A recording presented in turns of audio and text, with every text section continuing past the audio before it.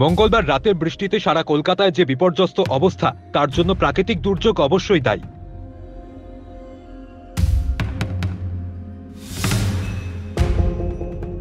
একই সঙ্গে কলকাতা পুরসভার নিকাশি ও জল নামানোর ব্যবস্থাপনাও দীর্ঘদিন ধরে চলা, তাতে গাফিলতিও সমানভাবে দায়ী।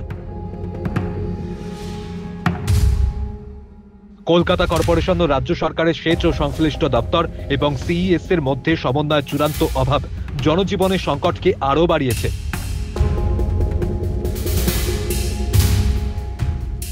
বাতিস্তম্ভের থেকে বিদ্যুৎস্পৃষ্ট হয়ে একের পর এক মৃত্যুর ঘটনা ঘটেছে এই কারণেই।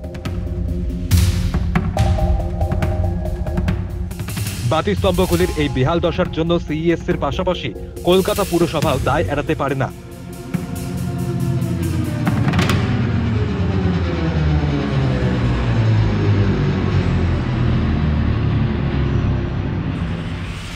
বহু এলাকায় পানীয় জল সংগ্রহ করতে মানুষ সমস্যার মধ্যে পড়েছেন।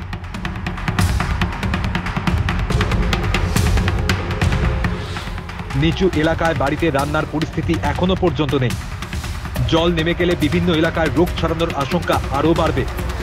উৎসবের মুখে হকার ও ছোট ব্যবসায়ীরা মারাত্মক ক্ষতির মুখে পড়লেন।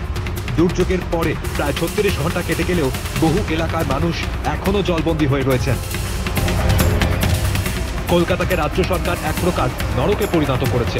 এই পরিস্থিতিতে এসইউসিআই কমিউনিস্টের পক্ষ থেকে আজ এক বিক্ষোভ মিছিল সুবোধ মল্লিক স্কোয়ার থেকে শুরু হয়ে কলকাতা কর্পোরেশন কেন্দ্রীয় ভবনের সামনে পৌঁছে বিক্ষোভ দেখায়। সেখান থেকে এক প্রতিনিধি দল মেয়র দপ্তরে গিয়ে স্মারকলিপি জমা দেয়।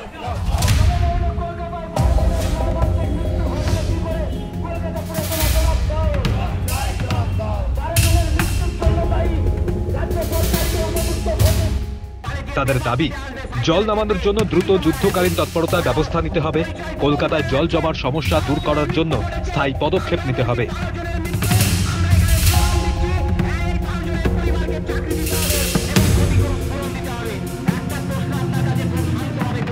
মৃত ব্যক্তিদের পরিবার সহ সমস্ত ক্ষতিগ্রস্ত পরিবার ও ব্যবসায়ীদের ক্ষতিপূরণ দিতে হবে।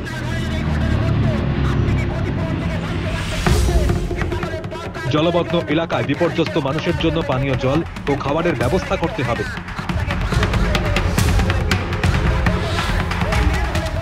রোগ প্রতিরোধের জন্য তৎপরতার সঙ্গে জলমগ্ন এলাকাগুলিতে মেডিকেল টিম পাঠাতে হবে।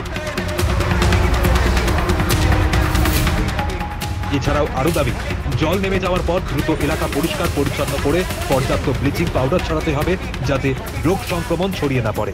অত্যন্ত দুঃখজনক যে আমরা যে ডেপুটেশন টিম পাঠিয়েছিলাম কলকাতা কর্পোরেশনের মেয়রের সাথে সাক্ষাৎ করে আমাদের দাবিগুলো জানানোর জন্য, অত্যন্ত আশ্চর্যের ব্যাপার যে কলকাতা কর্পোরেশনের এই কেন্দ্রীয় কার্যালয়ে মেয়র নয়, মেয়র ছাড়াও ডেপুটি মেয়র বা অন্যান্য আধিকারিক, কোনো কাউন্সিলর, মেয়র ইন কাউন্সিল, তাদের কাউকে পাওয়া যায়নি।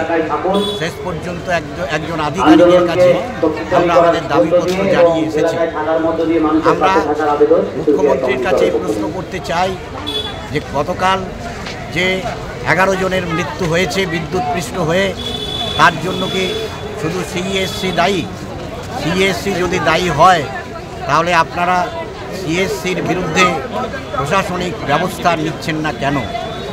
আমরা মনে করি যে সিএসসির সাথে রাজ্য সরকারের, তৃণমূল সরকারের বোঝাপড়া যথেষ্ট ভালোই রয়েছে এবং এই বোঝাপড়াটা এত ভালো যে ইলেকটোরাল বন্ডের 76% অর্থাৎ প্রায় 476 কোটি টাকা তৃণমূলই পেয়েছে।